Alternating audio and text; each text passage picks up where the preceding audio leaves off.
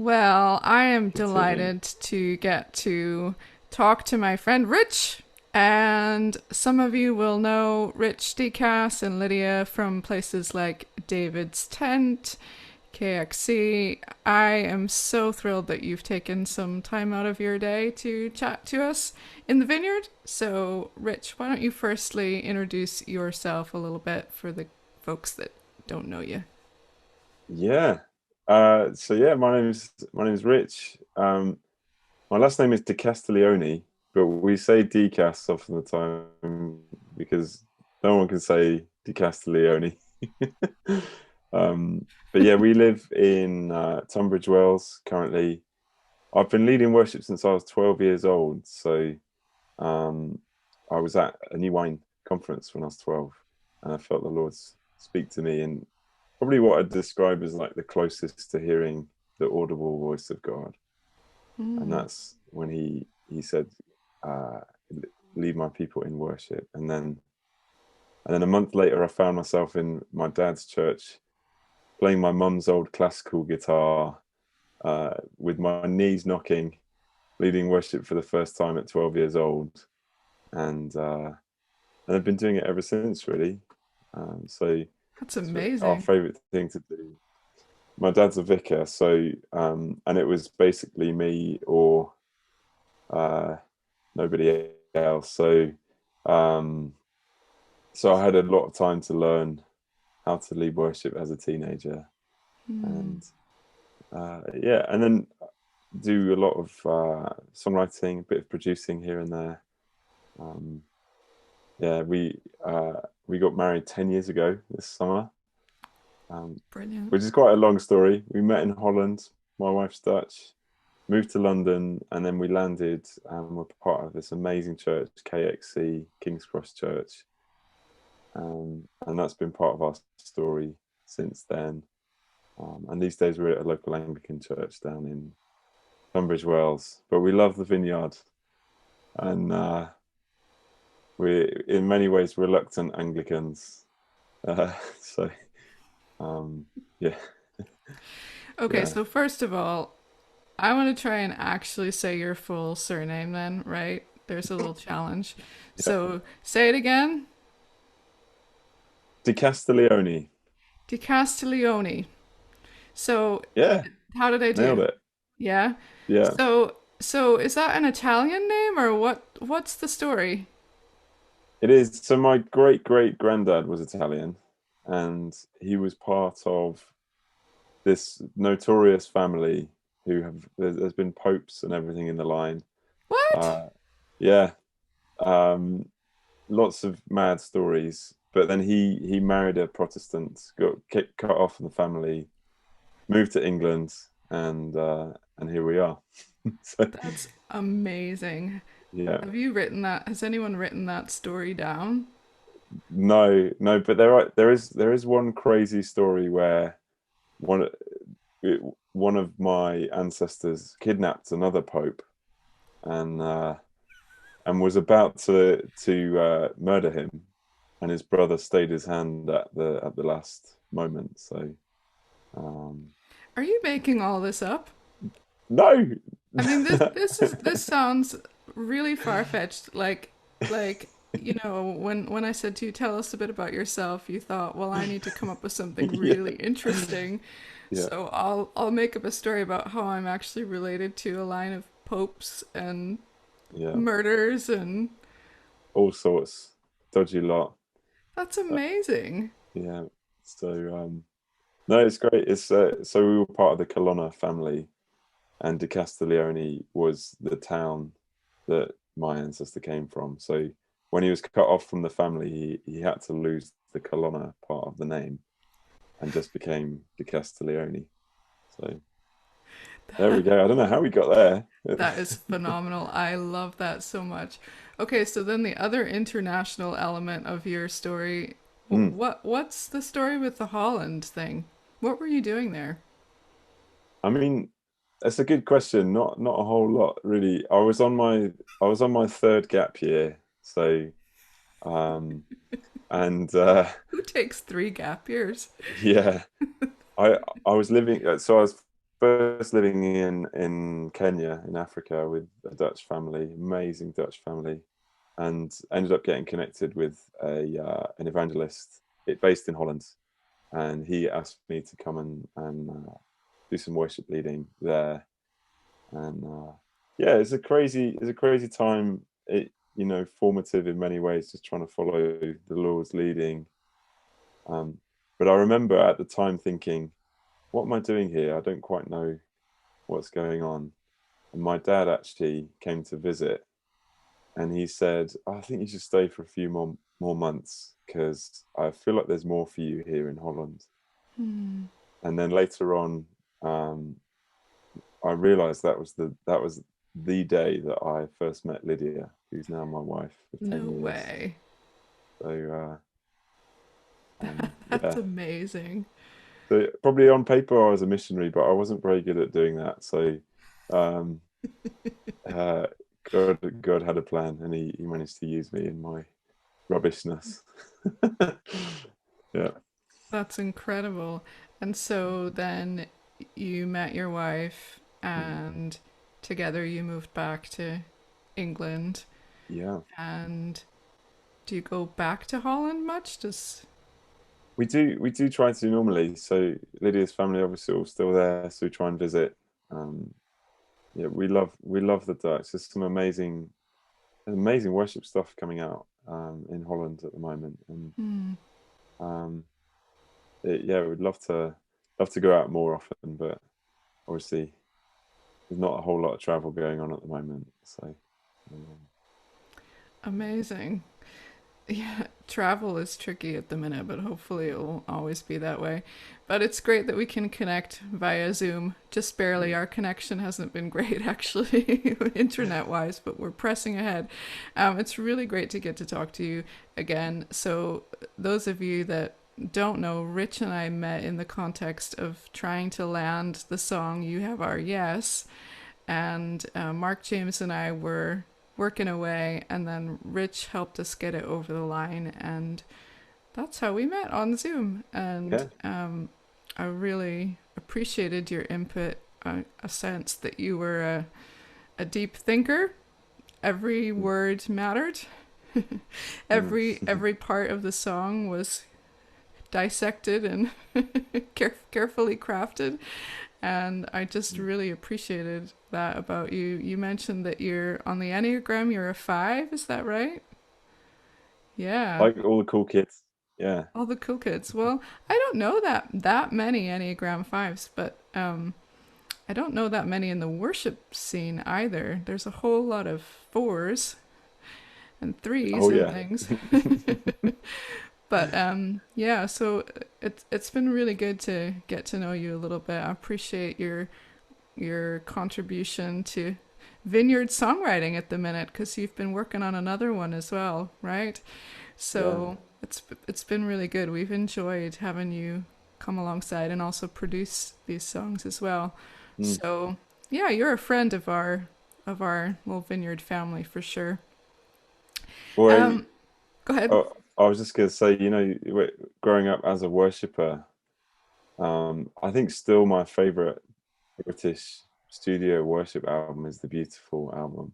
Hmm. So, you know, I still pinch myself that I get to be friends with guys like Mark James and Sam Lane and Jimmy Cook, who, you know, who cooked that album up together when they're all about 21. Hmm. But it was a huge part of my journey, and obviously the Hungry album, the Holy album. There's a rich heritage of vineyard worship here in the UK, um, that has had a huge impact on me. So I'm Hmm. absolutely blown away to get to play a small part in some of this new stuff, and to bring back guys like Mark and Jimmy, who've who've been plugging away for years and years. Hmm. Um, yeah, it felt like a bit of a coming full circle in some ways. That's really cool. I mean, you've been plugging away for years and years too, since you started at age 12, and I'd love to know a little bit more about this sense that God spoke to you. What did you Mm. say in the most like an audible voice that you've ever experienced? So, was that when you would say like you were called to worship, or Yeah, yeah, and absolutely. I go ahead. sorry, Egan. No, yeah, it was an amazing encounter moment I had at New Wine in one of the kids' venues when I was there, and I'd wanted to play the guitar because my brother played it, and I thought he was cool at the time. Um, Obviously, I'm cooler than him now, but um, uh, but yeah, that was when God really stirred my heart to lead worship, and honestly, nothing brings me more joy than seeing people pouring out their love to Jesus and hearing the sound of voices raised in worship. It's yeah, it's absolutely incredible. So it, I'm still I don't think I'll ever get over the wonder of what it means to lead worship. What a Mm. privilege we have, and yeah.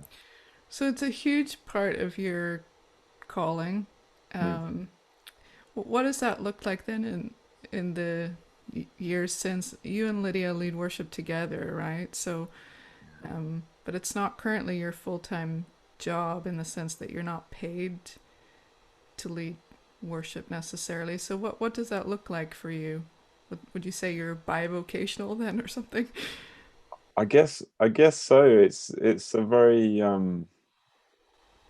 it's always been this strange tension where being back at the office at 9 a.m. the morning after these incredible encounters has been a bit of our story, and that's just the way that life pans out. I've never been a worship pastor. I've never worked for a church, and not not out of uh, that I didn't want to do that. It's just that's not been the path that God's led me on, and up to now. So um, it yeah, I think like a lot of people who serve in the worship teams, we've all got lives, we've all got jobs that we have to do, and the challenge for us is that worship looks like the activity of our whole lives and not just the songs that we sing. And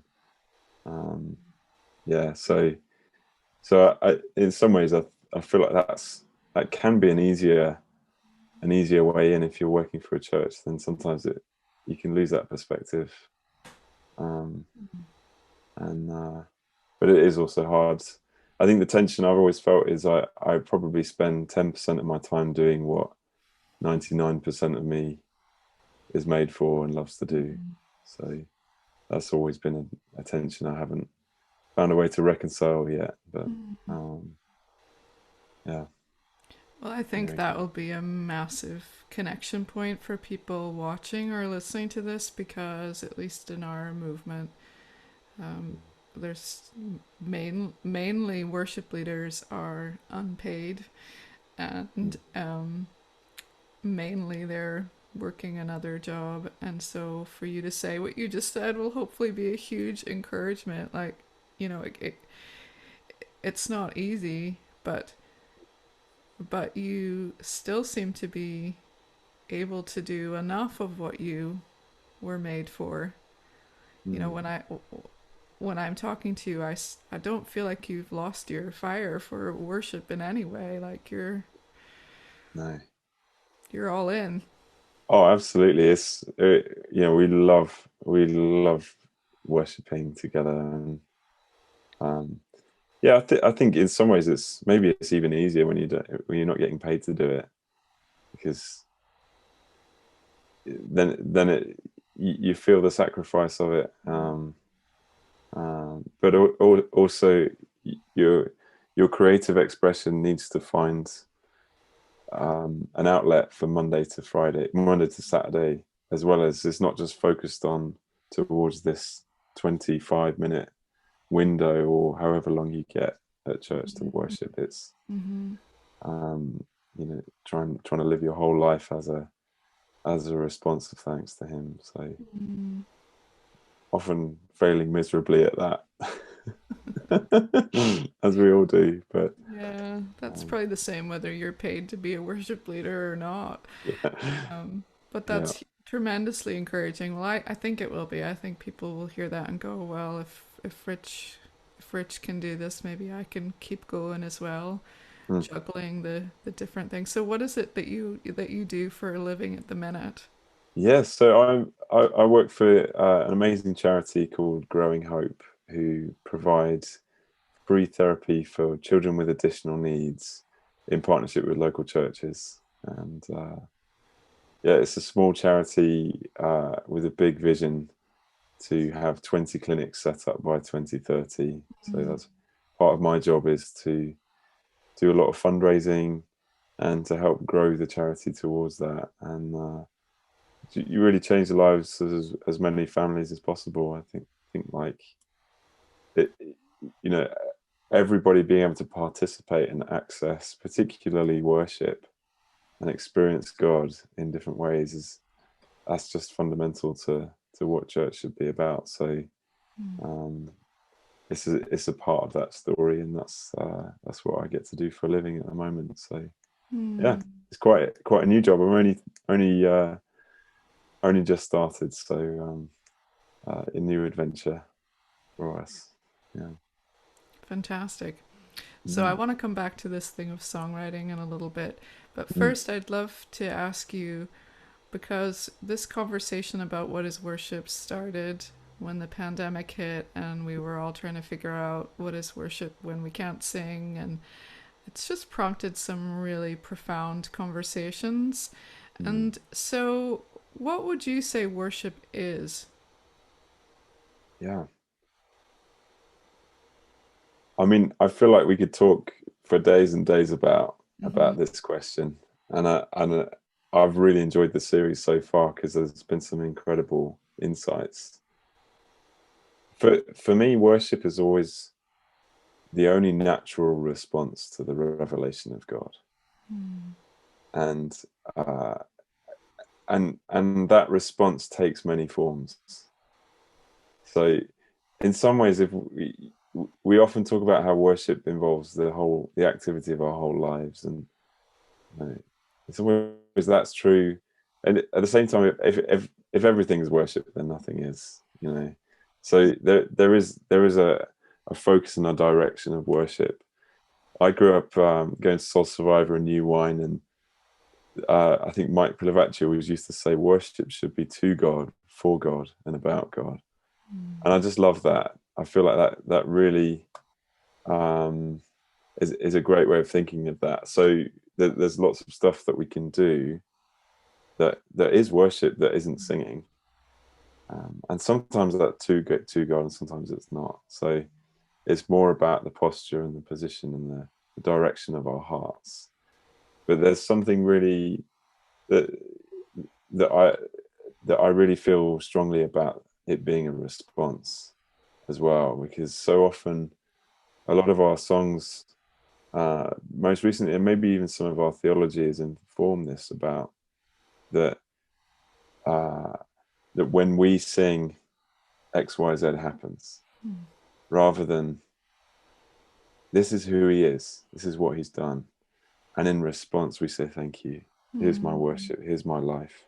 Here's what I have to give, and just this thing about he is the initiator, and he will come when he wants to come, and he'll do what he wants to do, um, and us really worshiping is saying, Lord, your will be done Mm. and not mine, and the invitation of that. So but that's another aspect to it. I feel like there's also this thing about the collective expression of worship, is something uniquely powerful and amazing, and and in terms of singing together, I think perhaps liturgy alongside singing are the two sort of key expressions where we can all say the same thing in the same way, Mm. to God, and so it's incredibly unifying. And that's what we've seen through things like David's Tent in the UK. You get together loads of different streams of churches, denominations, high church, low church, Catholics, Protestants, every flavor of Pentecostal, all right through.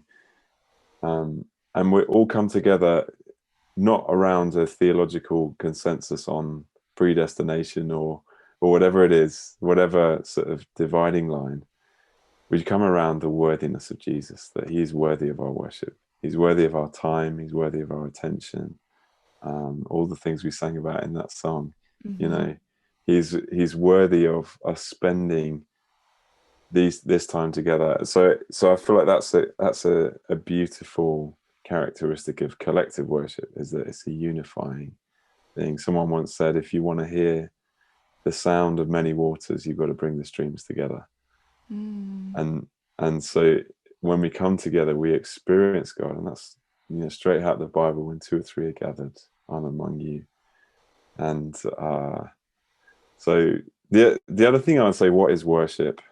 And this is some conversations I've had the last few days, is worship should be a dialogue.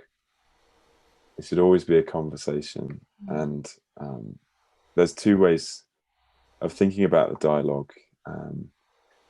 You know, you can have a dialect, is the language of the people, spoken by the people. And someone once said the difference between a dialect and a language is an army. And that language is a tool of the empire, whereas a dialect is owned by the people, spoken by the people, and it transforms what we do as a people. And I feel like the dialogue, seeing worship as a dialogue in the dialect of the people, is a beautiful way of understanding that it's something that we do together. But also there's this aspect of, we have to make space in our worship to hear God and to listen to what he wants to say to us.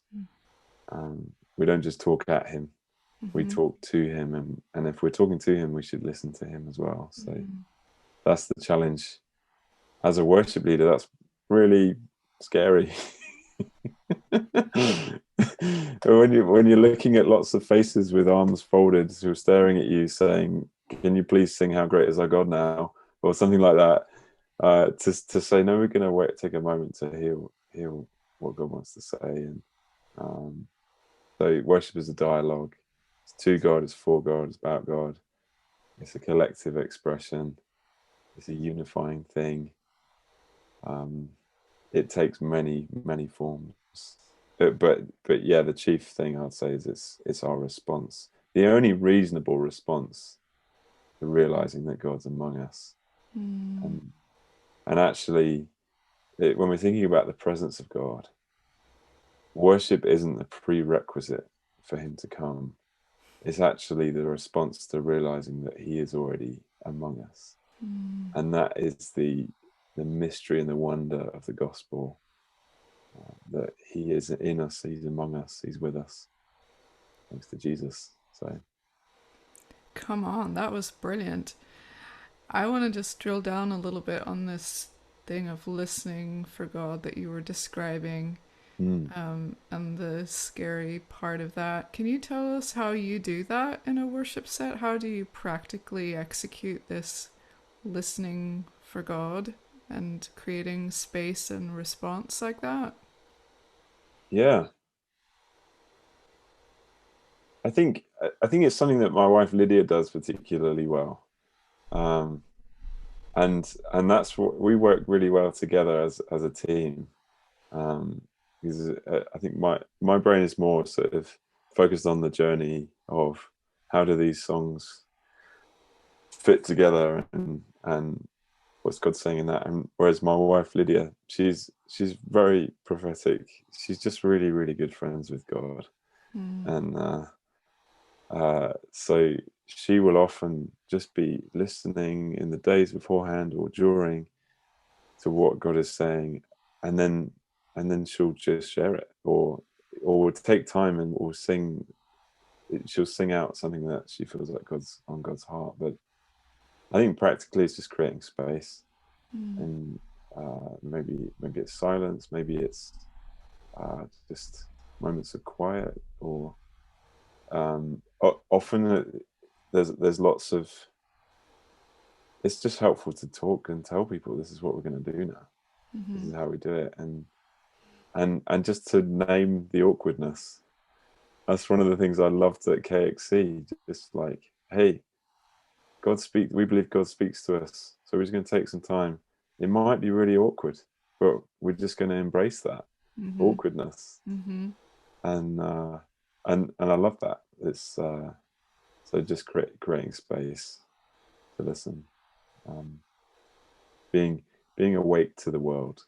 You know, God speaks to us in so many different ways, and yeah, he can speak to us in all sorts of things and all sorts of moments. And I think that's the invitation: is are we awake to what he's saying? Are we listening? It doesn't have to be in the 25-minute window. It could be at any point. So It seems to me that one of the ways that you do that then in that 25-minute window or whatever it is in a worship set is that you are listening for Lydia. Like you're making room for her to bring what she brings. And to me that's quite moving, because prophetic people can be really they can be awkward for it to fit into. Those moments can be awkward in a worship set, so it requires a certain level of trust, which you obviously have, and due to the strength of your marriage and so on. But just trusting her that when she cuts loose, it's gonna be okay, even if it's a bit messy or awkward or whatever. So it seems to me like you are listening to the Lord, but also listening for her and what she brings. And I think that's really powerful. yeah, I think that's what great teams do. I'd say it's also like, as a worship leader, listening to what's happening in the people as well, and recognizing sometimes people need to be dragged, sometimes they need to be pulled, but and sometimes they pull you. They're so hungry, they're like, and that's been our experience often at places like David's Tent and other places we led worship, where, oh my goodness, people just worship so passionately. It doesn't matter. They're not waiting for the hit song. They just want to pour out their love to Jesus because they see how beautiful he is and how worthy he is. So I think that's the other aspect of listening, is like, what is God doing among his people? And is there a song in the crowd? Or my favorite sound in all the world is just people singing out spontaneously, hearing those harmonies and melodies rising. Mine too. That's my favorite sound, and I'm just blown away that we can do that again. Even if it does look and feel a little bit different still. Anywhere where I am, it still does. It's not quite the same as pre-COVID, but we're still wearing masks and things like that. But I'm so thankful to hear people singing again. Oh my goodness, yeah. It's just the best sound in the world. And I think the only thing that beats it is children singing. That is just on a whole other level. Maybe that's because I'm getting old. Yeah. But so tell us a little bit about what has been formed in you and your insight into worship through the pandemic. I think a real, so one of the initial things was doing a bit of the online worship stuff. It's like, this just feels rubbish. and then having this moment of realization of like, wow, how much have I made this about how good I feel? And I'm just always repenting from that, of like, it was never about how I feel about it. It was unto him. It's because he's worthy. And so even though this sucks, for me. Often, sometimes it's great, but it, and then you hear that somebody was really blessed by it, and then you remember, oh, actually, it is leading worship. It is serving others. Um, so that was one thing. I think the other thing, I've been working from home a lot. My desk is in our bedroom, in this room. So, this is, we sleep here, I work here, spend 20 hours a day in this room. Oh boy. And then the challenge is, I can look out the window at night and I can see as far as the stars. And Wendell Berry talks about that, that's the invitation that we have as followers of Jesus, that we're not limited by the space that we're in terms of how deeply we can see into the infinite heart of God. And so that's been that's been one thing I've hopefully learned a little bit more of, is how can I experience an infinitely extraordinary God amidst this very monotonous, very small world that we've been confined to. And then I think the other two sort of aspects I've learned is, I've written a lot of songs of lament. I think that's, whether that's a response to a season or just a general gift that God's given me. And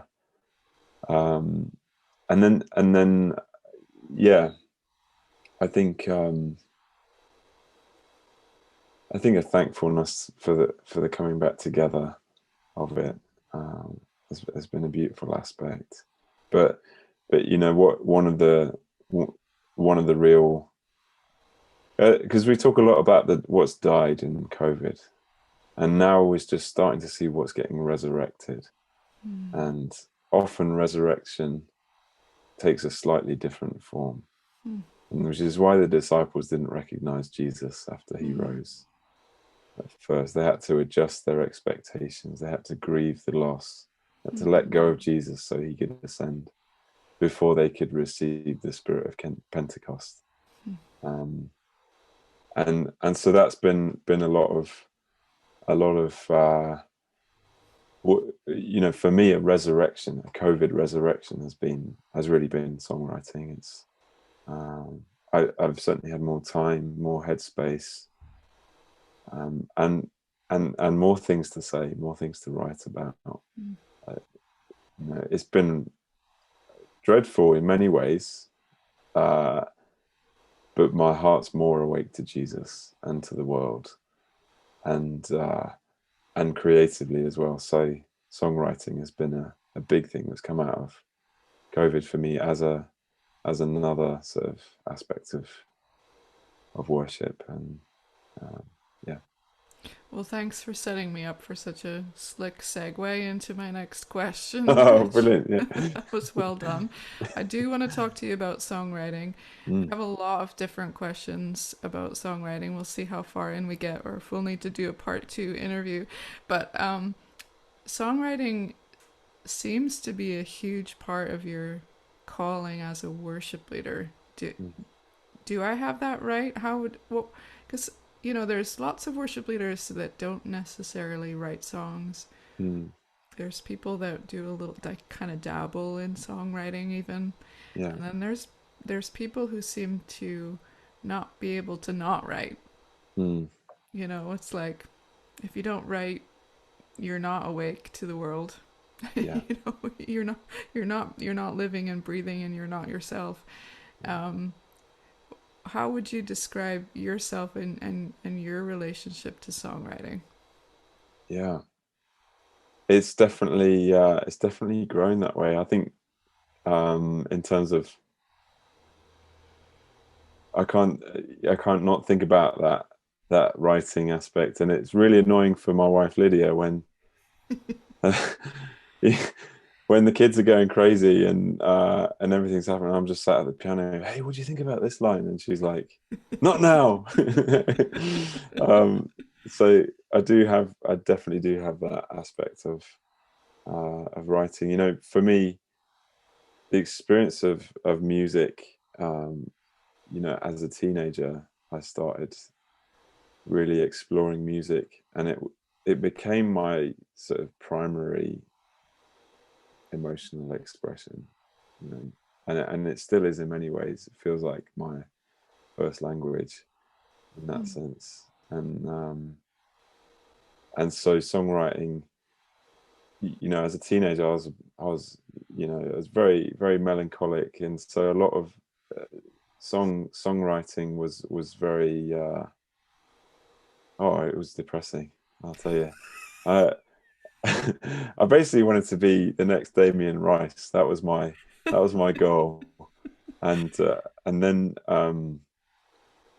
then God did some work. He healed my heart somewhat, and so now I still write a lot of melancholic songs, but what I'm looking for is, where's the redemptive vein of gold in that story, and so I started writing worship songs about 10 years ago.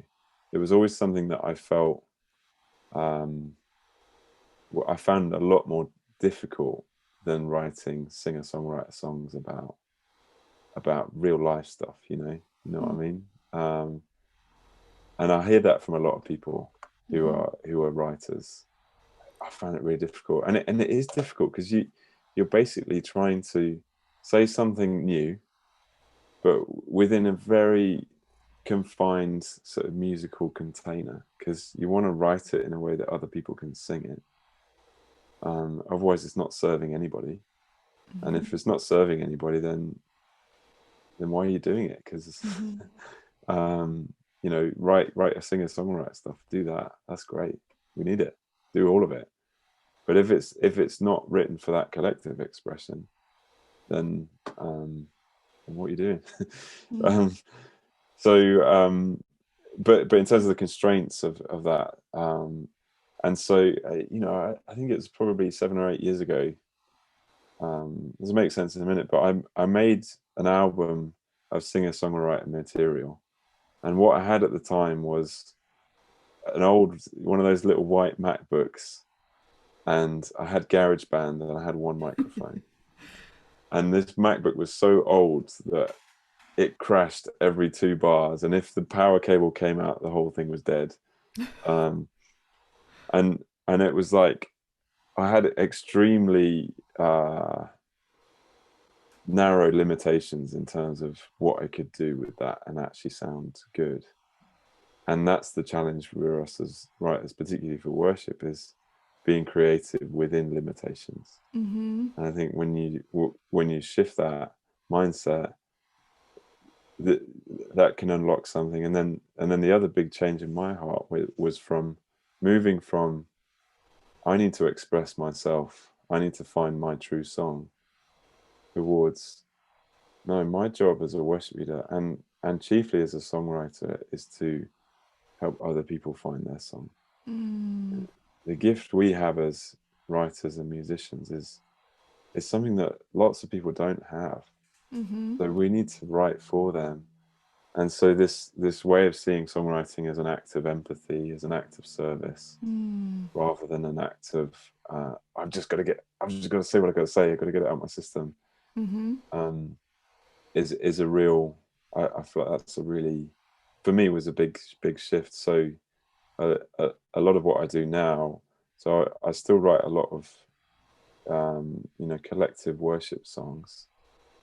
I love doing that. It's great.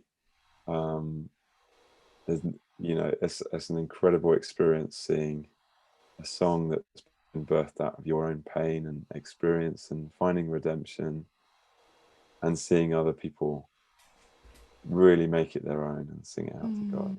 That's a phenomenal, deeply moving experience. And then the other thing I do quite a lot of is I still write the singer-songwriter stuff, and a lot of what I've been doing more recently is just writing songs for people.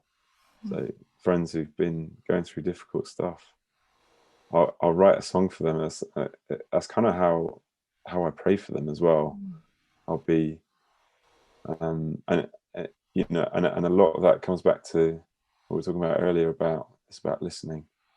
If you're telling me about something that's going on with you, The act of translating that into a song is it it shows people that they're heard. And like there's a film called The Shadowlands about C.S. Lewis. I don't know if you've seen it. Yeah. Um, there's a line in it where uh, he says, "We read to know that we're not alone." Hmm. And so for me, we write to let other people know that they're not alone. And that's it. You I have so many memories of songs that did that for me. They gave me a song in a moment that I needed, and uh, and so that's why we write. That's why we keep going, to give people a Hmm. song, to let them know that they're not alone. They're not the only ones struggling with grief or with lament or you know uncontainable joy, which is also Hmm. allowed in worship song. We don't have to just lament. Hmm. Hmm. um, but yeah, so that's part of. But I'm just sort of unloading on you, but No, yeah. this is great. We've obviously tapped into something that you care a lot about.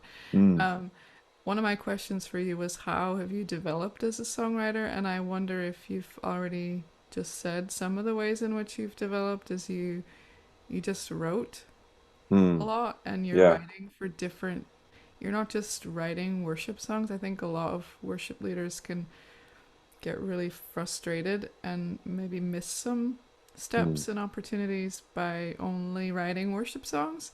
So, yeah, would you say that's been a huge part of your development, actually, that you've written a wide range of things? definitely, yeah, definitely, and it's a liberating thing in terms of also thinking about leading worship. If that 20 minutes on a Sunday is your only creative expression, then absolutely you are going to use that and abuse that for your own Mm. cathartic expression rather than serving the congregation. Mm-hmm. So I will always say to any worship leaders, any writers, have multiple creative outlets. Mm-hmm. Um, and so yeah, definitely, you know, over lockdown last year, so I was put on furlough for 6 months or so. I probably wrote like 100 songs in that season, Mm. and I know like Crazy. half of people went one way and half people went the other. In terms of some people didn't have any songs, and I Mm-hmm. know lots of writers who were in that space and others who wrote loads. And I was in that camp, um, but it was just. Um, I think the more you write, the less tightly you hold on to every idea and every song. Mm-hmm. And then not everyone has to be recorded and released and Mm-hmm. sent into the world. And then it's a often you can pick out the bones and use that for a better song. And Mm-hmm. so writing with people who are way better than me has been great. um, and yeah, experiencing different genres. Um, Also, like I think a big shift for me as a writer was uh, we'd often led worship in church or in a home group and stuff, and there's songs that need to be written for that environment. Mm-hmm. Um, and then the experience of leading at places like David's Tent and some other sort of bigger conferences we did elsewhere. That's it requires a different song, and so I went from writing sort of what would work in a United Pursuit living room environment Mm-hmm. to what would work in a stadium, and thinking in that level. And so not every song obviously is written that way, but um, you know, trying to and then trying to inject some substance into it. So listening to lots of guys like Josh Ritter and Bob Dylan and Andy Squires, John Mark McMillan, who just have incredible lyrical poignancy. Um, Trying to inject a little bit of that into our worship diet as well. I don't know. There's a journey to be walked there. Say a bit more about injecting substance. Yeah, well, I don't know if I've really done that yet. I think that's something I'd like to do. um, I think you're yeah. very critical of your own work, is what it sounds like. Oh, Well, I don't know. can I just tell you a song of yours that I think has a lot of substance is God is Mm, My Provider. mm, mm, And I listened to it again right before this interview, mm. and it gets me every time from the opening line. There's so much Wow, substance in that song. It's mm, packed with wow, substance. thank you. Doesn't it Mm. start with when my bank account is empty? Yeah, Yeah, I mean, that yeah, hooks you right in. You know, I was in from the first line. I was like, worship album starts with when my bank account is empty. So, you know, I feel like yeah. I think there's real rich um, substance that you brought even to You Have Our Yes. Mm, Um, and you certainly were able to help us find a way to try and say to the best of our ability this mm, thing that we thought was really important. Um, yeah, and whether we said it perfectly or not, I don't know. Probably not. But we were contending for communicating this some sort of substance, something that is meaningful as well. mm, Because I think substance isn't just that you have written a clever line. Substance is the heart of the message mm. in what you're saying, and what the result of someone listening to it over and over will be.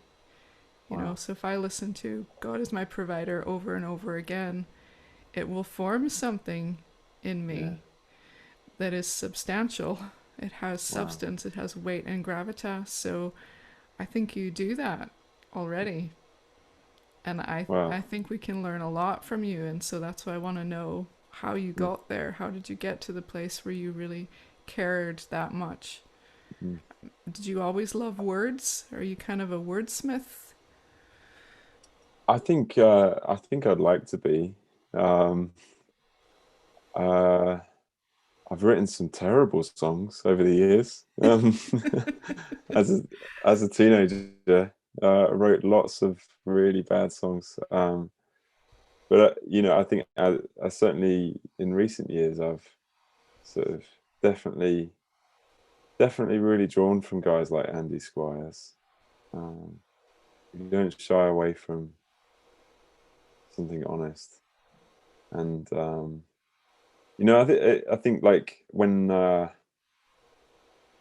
thinking particularly about congregational or collective worship songs, we, we did an EP with a guy called Gabriel Wilson, amazing guy in Portland with KXC a few years ago, and his whole thing is about how songs need to be honest. And when you find something honest, let's remove all the roadblocks towards it being singable. Mm. Because an honest congregational song is like the golden, you know, rainbow that everybody's chasing down. Like, um, so yeah, I think it's like what is the truest song that I can write? What's the truest expression? And Mm. you know, like God is our provider. There's a song that sort of fell out of me uh, just after I had a job interview, and I was about to get made redundant, and it was like, if I don't get this job, we are seriously in trouble here. Mm. Your bank account would be empty. Oh, it definitely was, you know. And then, you know, I think it was like a month before we were really struggling financially, and then suddenly a check arrives in the post, and wow, thank you, Jesus, He's amazing. So, you know, and the last verse, I really struggled to even sing it, and even talking about it now, I just get moved because like it's, you know, let the waiting not be wasted. Mm. Use the water of my tears to bring new life up from the ashes, and let it grow beyond our years. Let our children taste the fruit and know there's nothing they should fear. The song be ever on their lips. God is our provider. Um, and I think like there's there's truth to that. That feels like a true song to me because we really lived it, and that's our hope, that we try and live in. And so now, whenever we have like a moment when we're looking at the bank account, we're like, oh no, what's happening? Or we've got this, crazy journey up ahead now. Moving back to London, all of that stuff, and we just look at each other and say, hey, don't worry, God is our provider. And I think it's like he's been so faithful to us every single time. He always comes through. I can't tell you how many times. And it's like sometimes God leads us into the desert because that's where we hear him more clearly. And often we try and gather people together so that we can hear from God. Whereas in the Bible, often God leads them into the wilderness so they can hear from him. And so, if anybody wants to write a song of substance, it's like live a little. And Thomas Merton talks about suffering is not enough. We can totally idolize suffering.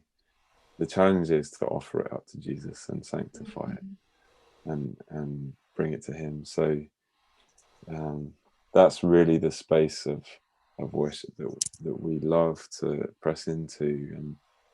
And so a lot of songs that we've written have been born out of that place. Like we've got another song called With Me, which we wrote after Lydia's brother was killed in a car accident. And it's a true song to us. And I think you see that in the Psalms. Not all of the Psalms are theologically sound, but they're true expressions of people's hearts towards God.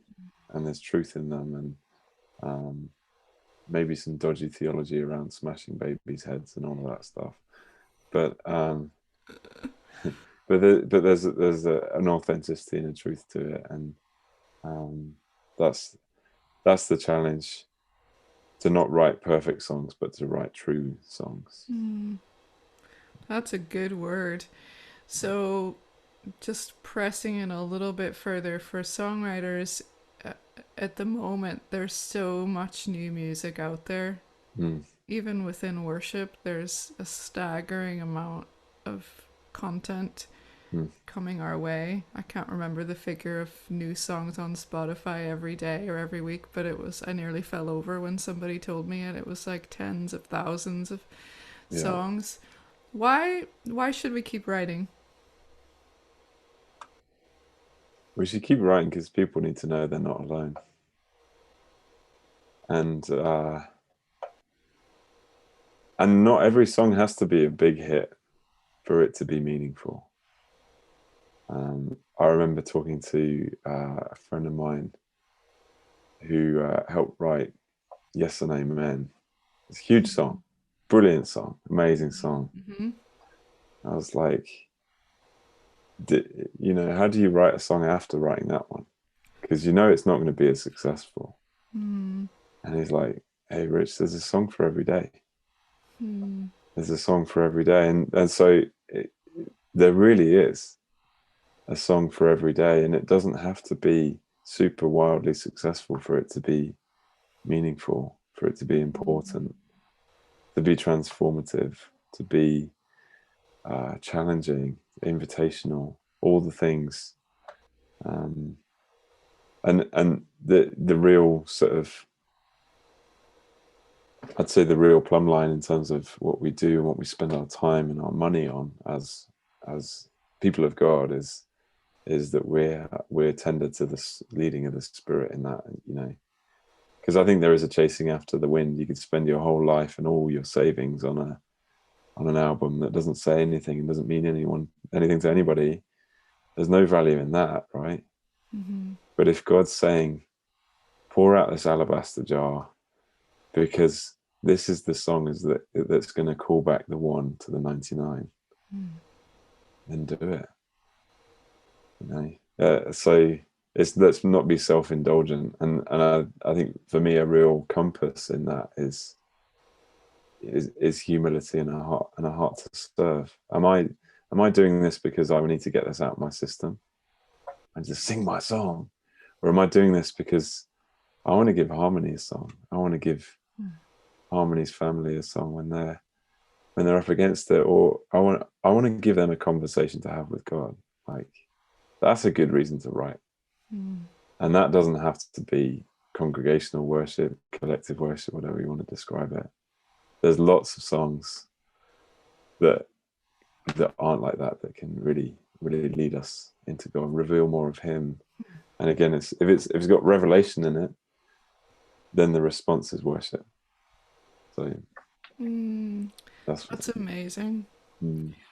For anyone in our Vineyard tribe, if you're watching, listening to this conversation, I would just throw you a challenge to write that song for one person. If you've never done that before, that maybe feels a bit weird or scary to send somebody the song. I remember the first time I did that, and it was somebody I didn't really know very well, and it felt super awkward. Felt really strange doing it, but the fruit of it was so good, and nobody will ever know that story except for me and that family and the Lord. But I feel like that's a great challenge for anyone to develop that heart for singing for the one and a song for every day. Yeah. Well, it's also liberating as well. If you're thinking even collective worship songs, let's say, for example, you've never been through something awful like divorce. It's just a dreadful experience. But you could write a song for people who have. And then it liberates you to say things that maybe you haven't felt or you haven't experienced. And the invitation is to really step into empathy and be authentic in that. But it is a liberating thing as well as a challenging thing. So, It's good. So if you've taken up that challenge, we'd love you to share your story and tell us how you got on. So any other words of wisdom or encouragement for young songwriters trying to figure this thing out? Yeah. I think the key is having a heart to serve, and not to be served, and multiple creative expressions. Embrace the fact you're going to write a lot of bad songs, and not everyone needs to hear it all the time. Nobody's going to care about your songs as much as you do. Pete uses a great way of saying that no one will sing your songs as loudly as you do, and I think that's you know just be aware of that. That's fine. And just be tender to the voice of the Father. If it moves His heart, then that's enough. If that's not enough for us, then we need to do some work to get to that place. Then we need to do some work. That'll be in our next interview. Will be, what is that work exactly? Walk us through that. Maybe there's an element of even having empathy for ourselves in this process. That's the thing that's jumping out at me, is sometimes we are so self-critical, aren't we? And maybe having empathy for others, for some of us, comes more easily than it does for ourselves in the journey. And just experiencing and allowing the kindness and the love of the Father in. There's Jonathan Halsted tells a story. I mean, it's his story, but I'll share it anyway, about how when his mum and dad, his mum was basically going to have, I think she had cancer or something like that, and she was going to have an operation, which meant she couldn't have any more kids.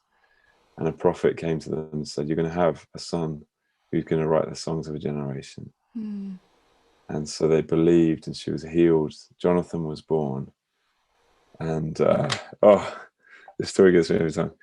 And so their parents are watching this boy grow up and has no interest in music. and then he comes to the UK on a DTS, and that's when he wrote his first song. Really? And then his dad actually came over for the end of the DTS to share something, and then all the kids on the DTS have been singing this song, and then he played the song at the end, and his dad heard it, and he says he treasured that prophecy in his heart and not told Jonathan the whole time. And he said, I've been waiting 20 years to hear that song. And then there's this moment of like, actually, but the Father has been waiting since the beginning of time to hear that song. And I'm just like, oh, Jesus, help me. Of like, he loves our songs. He loves to hear us sing. And he loves it when we worship him. He loves it. He loves it. So if that's not enough motivation for us to do it, I think we need to write for others, but also remember that we're writing for a Father who's been waiting to hear that song. And sometimes you need to persevere to get through. You break through the wall. And sometimes you need to let a song go and let it die and come back to you. But yeah, he longs to hear those songs. So yeah, he tells that story way better than I do, but it's really good. Still a good story. Very powerful. And for anyone who hasn't heard any of Rich's songs, they can find you on Spotify, anywhere. Yeah. So it's in various places. So we write songs with KXC. That's a big congregational worship stuff. There's also we do stuff Rich and Lydia Dicas, and then I've got some singer-songwriter stuff under Rich Dicas, and bits and pieces elsewhere. I think my mum's listened to that. I don't know if anyone else has. Oh, brilliant. So good. Well, do check out Rich and Lydia's music. I think over the pandemic, I had that album, Find Rest. I had it on repeat Wow. over and over again. It really ministered to me. So I highly, highly recommend you listen to that. Thank you. That one and anything else that you can find. So last question for you, Rich. You have some opportunities to see the bigger picture of worship across the UK, some of the larger events and things that you're involved in. Tell us a little bit about what your dream would be for worship in the UK. Yeah. I mean, in terms of what we've seen in the last sort of nine years, particularly with David's Tent, and I think the Burn was a part of that story. The most extraordinary passion you've ever seen in worship from British people who are supposed to be stiff upper lips and reserved, and an extraordinary level of passion of just abandoned worship. You'd love it, Harmony. You got to come sometime. I will. And so that gets me very excited. There's lots of people writing some phenomenal songs at the moment, but really, I don't know. I think it has to be, what gets me excited about worship. It's about the whole activity of our whole lives. So worship being meaningful in discipleship and community. We were just away with the guys at Orphan No More down in Bath. This phenomenal community of friends who are writing the most unbelievably awesome songs, who all have, that really say stuff differently, and they really get like that thing of dialect rather than language. It's they were singing this song. Check this lyric out. Amazing. We've been fighting for so long, but it's time to feast. The devil is a liar. He's going to watch me eat. Isn't that a great way of sort of saying Psalm 23?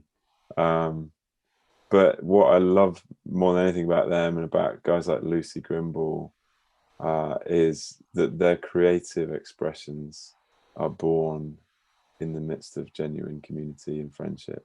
And so what I'd love to see around the UK is more of that, just communities coming together and finding their song as a whole, and writing out of their collective experiences, and that being enough. So there's lots that we can see in terms of incremental changes to the form, but really the heart is what we want to see, isn't it?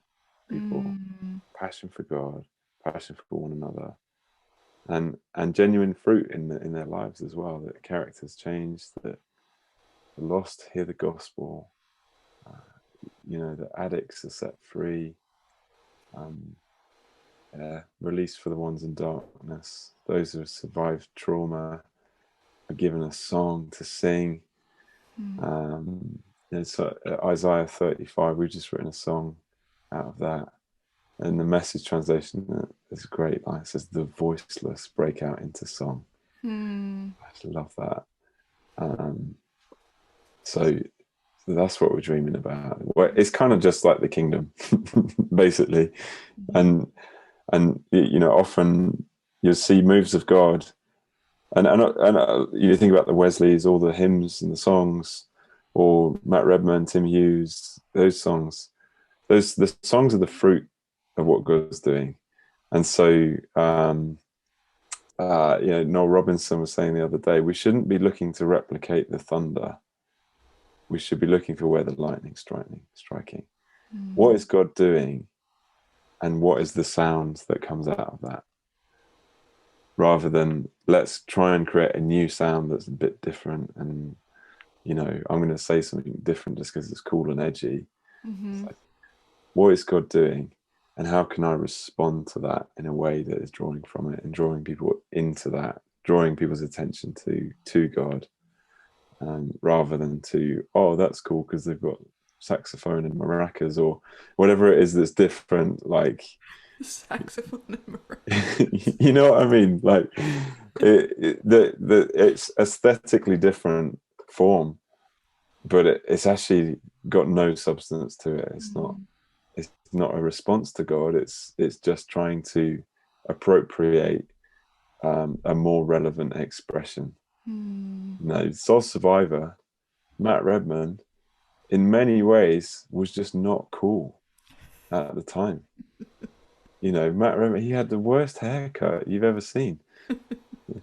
And but God used it to really ignite a generation of worshippers. It doesn't and sorry, I'm going on a bit here, but like in terms of songwriting, that was another thing for me. Like, stop trying to write something that's relevant and cool.